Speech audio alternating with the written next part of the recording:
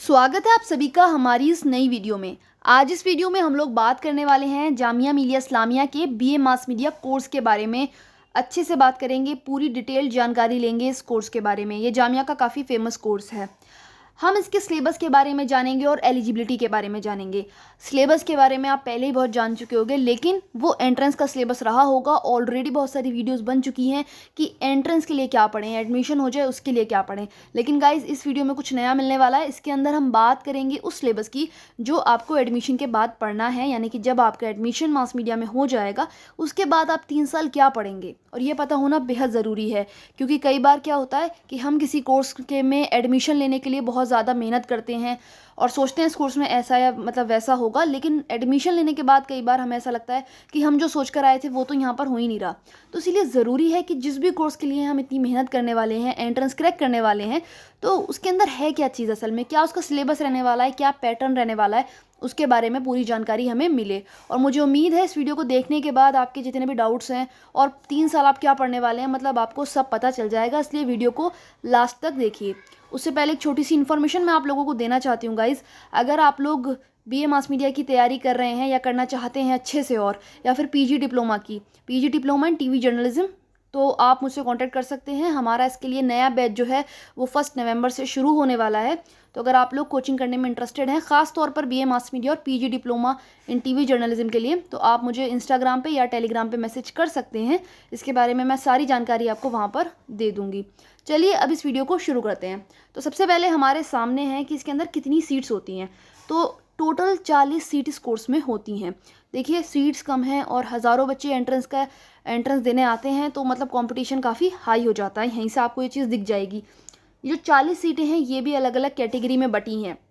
जैसे जर्नल की 18, मुस्लिम माइनॉरिटी की 12, मुस्लिम ओबीसी की 4, ओबीसी मुस्लिम वुमेन की 4, जामिया इंटरनल की 2, पीडब्ल्यूडी की 2, जम्मू कश्मीर की 1 और कश्मीरी माइग्रेंट की 1। अब होता क्या है, आप इसका टोटल करेंगे तो आपको लगेगा कि ये तो 40 को क्रॉस कर गया। तो देखिए हमेशा नहीं, ऐसा नहीं होता कि सारी कैटेगरीज़ में ही बच्चे फॉर्म भर दें। कुछ कैटेगरी ऐसी हैं जिसमें बच्चे कम फॉर्म डालते हैं, जैसे पीडब्ल्यूडी हो गया, जेएंडके और कश्मीरी माइग्रेंट। तो कभी कभी ऐसा हो जाता है कि इन तीनों में से तीनों ही कैटेगरी गायब रहती हैं। कभी कभी ऐसा होता है कि इनमें से कोई एक कैटेगरी लिस्ट में रहती है। जैसे इस बार हम देखें तो पीडब्ल्यूडी कैटेगरी का रिजल्ट इस बार मतलब कोई भी बच्चा उस कैटेगरी से सिलेक्ट नहीं हुआ। तो ये टोटल 40 ही बच्चों का सिलेक्शन होता है। इसमें से कोई ना कोई कैटेगरी ऊपर नीचे होती रहती है कि जैसे इस बार किसी कश्मीरी माइग्रेंट के बच्चे ने नहीं भरा तो वो कैटेगरी आपकी खाली रह जाएगी, तब भी जो आपका बैलेंस है वो 40 का ही बैठेगा। अब देख लेते हैं हम इसकी फ़ीस कितनी है। तो इसकी जो टोटल फ़ीस है वो है 7200 पर ईयर। इस कोर्स की ड्यूरेशन 3 साल की है, क्योंकि ये बीए है इसलिए 3 साल का है, और 1 साल की फ़ीस 7200 रुपये है। और इस तरह से आपको 3 बार में जमा करनी होती है। अब बात कर लेते हैं इसके सब्जेक्ट्स की, जो कि बड़ी ज़रूरी चीज़ है, बड़ा ज़रूरी टॉपिक है। तो अगर हम बात करें फर्स्ट ईयर की, तो फर्स्ट ईयर में हमारे पास टोटल 7 सब्जेक्ट होते हैं। ठीक है, ये चीज़ अभी हम यहीं से क्लियर करके चलते हैं। टोटल हमें 7 सब्जेक्ट मिलते हैं। और देखिए यहाँ पर हमारा पहला सब्जेक्ट है Indian religion culture, Hinduism religion culture और इस्लामियत।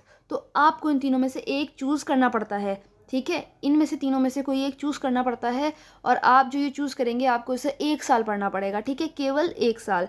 इसके बाद आपके पास आता है जर्नल इंग्लिश, जो कि कंपलसरी है, यानी कि 1 साल आपको पढ़ना ही पढ़ना है।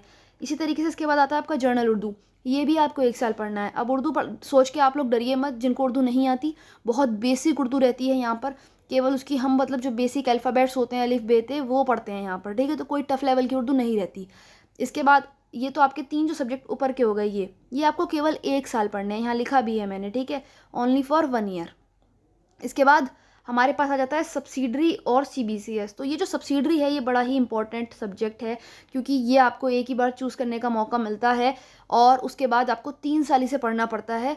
ठीक है, तो अब इसमें से ऑप्शंस आपके पास बड़े सारे रहते हैं यहाँ पर, जैसे history, geography, economics, psychology, pol science, sociology, Hindi, English, Arabic. तो यानी कि इन सभी सब्जेक्ट्स में से आप कोई भी सब्जेक्ट ले सकते हैं।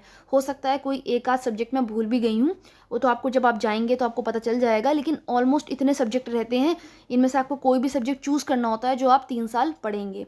तो ये सब्सिडरी आपके पास 3 साल रहता है। इसके बाद आता है सीबीसीएस, ये भी हमारा काफ़ी इंपॉर्टेंट सब्जेक्ट है। इसमें आपके पास बहुत सारे ऑप्शंस होते हैं, 80 से तो ज़्यादा ही ऑप्शन होते हैं यहाँ पर। देखिए psychology, political science, sociology, economics, history, Islamic studies, Arabic, Persian, Urdu, tour and travel, Hindi, Turkish, English, Sanskrit, arts, painting, sculpture, wooden craft.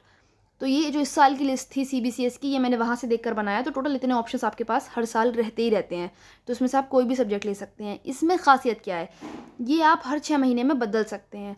Subsidiary तो एक ही बार लेना होता है और 3 साल रहता है, लेकिन इसमें क्या है, आपके पास ऑप्शन है कि हर 3 साल में आप नया ले लो। जैसे मान लो आपने 6 महीने साइकोलॉजी पढ़ा, 6 महीने पॉल साइंस पढ़ लिया, फिर आपका दिल कर आप पर्शियन पढ़ लेता हूँ, फिर आपने सोचा अब स्कल्पचर पढ़ लेता हूँ। तो इस तरीके से लगभग सोचिए 3 साल है आपके पास, हर 6 महीने में चेंज कर रहे हैं, तो लगभग 6 बार आप इस सब्जेक्ट को चेंज कर सकते हैं। तो इस तरह से आप 6 नए नए सब्जेक्ट भी पढ़ सकते हैं। मुझे उम्मीद है कि समझ में आ गया होगा CBCS वाला कॉन्सेप्ट। और ये भी आपके पास मतलब है, ये 6 बार आपको चुनने का मौका मिलेगा, तो तीनों साल रहेगा। इसके बाद आ जाते हैं अपने मेन सब्जेक्ट पे। ये दो जो सब्जेक्ट हैं, ये हैं आपके मेन मास मीडिया के सब्जेक्ट, जिन्हें हम कहते हैं कोर सब्जेक्ट। ठीक है, तो ये आपके बिल्कुल मेन है। जनसंचार का स्वरूप और मीडिया लेखन एवं भाषा, तो ये जो है आप पहले सेमेस्टर में पढ़ेंगे। ये जो आपके कोर सब्जेक्ट हैं, ये सेमेस्टर वाइज चेंज होते रहते हैं। ठीक है, तो सेमेस्टर वाइज ये सब्जेक्ट क्या क्या रहते हैं, अब मैं आपको डिटेल में वो एक्सप्लेन करती हूँ। ये तो आपके समझ में आ ही गया होगा। बाकी ये जो हैं, ये आपके काफ़ी सारे सब्जेक्ट चेंज होते रहते हैं, मैं आपको इससे और अच्छे से समझाती हूँ। ठीक है, तो अभी बस इतना जान लीजिए कि पहले सेमेस्टर में आपको ये दो पढ़ने के लिए मिलेंगे। अगर हम बात करें सेकंड ईयर की, तो सेकंड ईयर में आपके पास कुल 5 सब्जेक्ट रह जाते हैं, क्योंकि जो शुरू के वहाँ पर 3 सब्जेक्ट थे, general English, general Urdu, IRC वाला, वो हट गया दूसरे साल में। अब क्या बचा, यहाँ पर आपके 3 कोर सब्जेक्ट हो जाएंगे। जो 2 थे आपके, जो मास मीडिया से रिलेटेड 2 सब्जेक्ट थे, वो दूसरे साल में जाकर 3 बन जाते हैं। वो 3 क्या हैं वो मैं आपको भी बताऊंगी। इसके बाद सबसी जो आपने पहले ही चुन लिया है 3 साल के लिए, वो यहाँ पर रहेगा, और फिर से आपको मौका मिलेगा एक CBCS लेने का, तो आप उसको फिर चूज़ करेंगे। और तीसरे साल का भी यही रहता है, 3 कोर सब्जेक्ट, सबसी जो आप पहले ही चुन चुके हैं, और CBCS जो आप फिर से चुनेंगे। तो ये टोटल 5 सब्जेक्ट रहते हैं। अब मास मीडिया का एक बार डिटेल सिलेबस देख लेते हैं कि क्या क्या पढ़ेंगे आप हर सेमेस्टर में, और जनसंचार के स्वरूप में क्या पढ़ेंगे। तो चलिए देख लेते हैं उसे भी। ये आ गया हमारे पास BA ऑनर्स मास मीडिया का पाठ्यक्रम यानी सिलेबस। ठीक है, 2017-18 से लागू है ये, और कब तक है, अभी तो चल ही रहा है, आगे भी रहेगा। ठीक है, तो ये देखिए आपके पास टोटल सब्जेक्ट रहते हैं। आप देखिए सत्र 1 यानी कि सेमेस्टर फर्स्ट की यहाँ पर बात चल रही है, जनसंचार का स्वरूप और मीडिया लेखन एवं भाषा, जो मैंने आपको बताया ही था। ठीक, इसके बाद आ गया सत्र 2 में जनसंचार की अवधारणा और मीडिया एवं रचनात्मकता। तो सेमेस्टर 2 में आपको ये 2 सब्जेक्ट मिलेंगे पढ़ने के लिए। फिर इसके बाद सेमेस्टर 3, अब देखिए यहाँ पर आपका फर्स्ट ईयर चल रहा था, और सत्र 3 से आपका सेकेंड ईयर लागू हो गया, तो यहाँ पर आपके पास 3 सब्जेक्ट आ गए कोर के। तो इसमें आप क्या लेंगे, प्रिंट मीडिया, रेडियो और रिपोर्टिंग, तो ये पढ़ेंगे। इसके बाद आपका आ गया वैकल्पिक। यहाँ पर देखिए CBCS यहाँ पर तीसरे सेमेस्टर में आपके लिए हट जाता है, केवल तीसरे में। पहले, दूसरे, चौथे में रहेगा, तीसरे में हट जाएगा, और वहाँ पर आपको इन चारों में से कोई एक लेना पड़ेगा 6 महीने के लिए। तो साइबर पत्रकारिता, खेल, फीचर लेखन और समाचार लेखन, इसमें से कोई भी आप ले सकते हैं। ठीक है, डिपार्टमेंट से ही। इसके बाद गाइज आपके सामने आ जाता है चौथे सेमेस्टर में TV पत्रकारिता, मनोरंजन उद्योग और मीडिया प्रबंधन। इसके बाद यहाँ पर आपका तीसरा साल लग गया, तो डॉक्यूमेंट्री, मीडिया शोध, विज्ञापन लेखन, और इसके बाद छठे यानी आखिरी सेमेस्टर में पटकथा लेखन, संपादन एवं मुद्रण और परियोजना कार्य। ठीक है, और यहाँ पर फिर से आपको डिपार्टमेंट से ही यानी कि अपना CBCS चुनना होगा।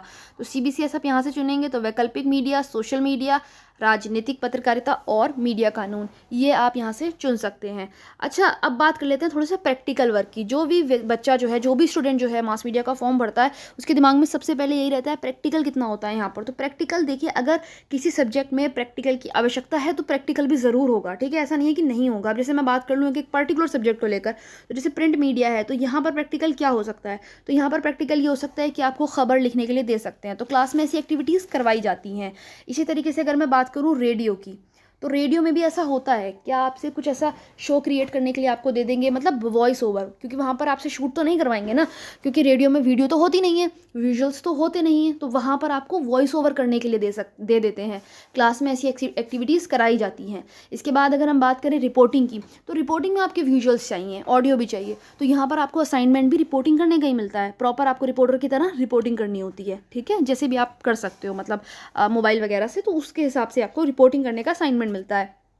इसके बाद अच्छा देखिए, फर्स्ट वाले में ऐसा कोई असाइनमेंट आपको नहीं मिल सकता, तो वहाँ पर आपको रिटर्न ही असाइनमेंट मतलब प्रॉपर बनाने पड़ते हैं, रिसर्च करनी पड़ती है, और शुरू में तो आप चीज़ों को समझ रहे होते हैं। ठीक है, इसके बाद टीवी पत्रकारिता, मनोरंजन उद्योग और मीडिया प्रबंधन, ये भी ऐसे सब्जेक्ट्स हैं जिसमें ऐसा कोई प्रैक्टिकल नहीं दिया जाता, बट टीवी पत्रकारिता में कभी कभी आपको प्रैक्टिकल मिल जाता है, जैसे डिबेट वगैरह करने का, इस तरह की प्रैक्टिस आपको कराई जाती है। खैर कोरोना काल में तो ये चीज़ें नहीं हो रही हैं, लेकिन जब सब नॉर्मल होगा तो ज़रूर होंगी। इसके बाद आपका सब्जेक्ट आता है 5वें सत्र यानी 5th सेमेस्टर में डॉक्यूमेंट्री। तो इसमें आपको डॉक्यूमेंट्री भी बनाने के लिए दी जाती है एज अ असाइनमेंट। तो यहाँ पर भी आपका एक प्रैक्टिकल हो रहा है। मीडिया शोध में भी आपको ऐसा प्रैक्टिकल दिया जाता है कि किसी भी टॉपिक पर शोध करिए जो मीडिया से रिलेटेड हो। तो इस तरह का असाइनमेंट आपको मीडिया शोध में दिया जाता है। इसी तरीके से विज्ञापन लेखन में कई बार आपको विज्ञापन तैयार करने के लिए दिया जाता है कि एक विज्ञापन तैयार करके लाइए 30 सेकंड का या 1 मिनट का। तो इस तरह के आपको असाइनमेंट्स क्लास में दिए जाते हैं। तो थोड़ा थोड़ा आपको प्रैक्टिकली हर फील्ड का आइडिया हो जाता है और फ्यूचर में आपको जिसमें भी इंटरेस्ट है आप उसमें आगे जा सकते हैं। ऐसी पटकथा लेखन हो गया, या फिर तो ये पटकथा लेखन में आपको स्क्रिप्ट लिखने के लिए दी जा सकती है, या डॉक्यूमेंट्री में भी कई बार डॉक्यूमेंट्री की स्क्रिप्ट लिखने को बोली जाती है असाइनमेंट में, तो आपको वहाँ पर स्क्रिप्ट तैयार करनी होती है। तो इस तरह के असाइनमेंट मिलते हैं, जिससे थोड़ा थोड़ा प्रैक्टिकल वर्क भी हमारा साथ साथ चलता रहता है। लेकिन अगर मैं बात करूँ रेशियो की, तो रेशियो जो है वो थ्योरी का ज़्यादा रहेगा, प्रैक्टिकल का कम रहेगा। लेकिन ऐसा नहीं है कि प्रैक्टिकल होता नहीं है, होता है, बट इतना ज़्यादा नहीं होता कि प्रॉपर स्टूडियो वगैरह में ले जाकर होगा। कुछ कुछ चीज़ें आपको बताई जाएंगी, चीज़ों को एक्सप्लेन करा जाएगा, एक्चुअल में प्रैक्टिकल वर्क होता कैसे है, रिपोर्टिंग करते कैसे हैं, रेडियो में मतलब रेडियो आरजे वगैरह कैसे काम करता है ना, रेडियो का काम सारा कैसे चलता है। तो ये सब चीज़ें आपको अच्छे से एक्सप्लेन करी जाती हैं। मुझे उम्मीद है कि चीज़ें आपको क्लियर हुई होंगी काफ़ी हद तक।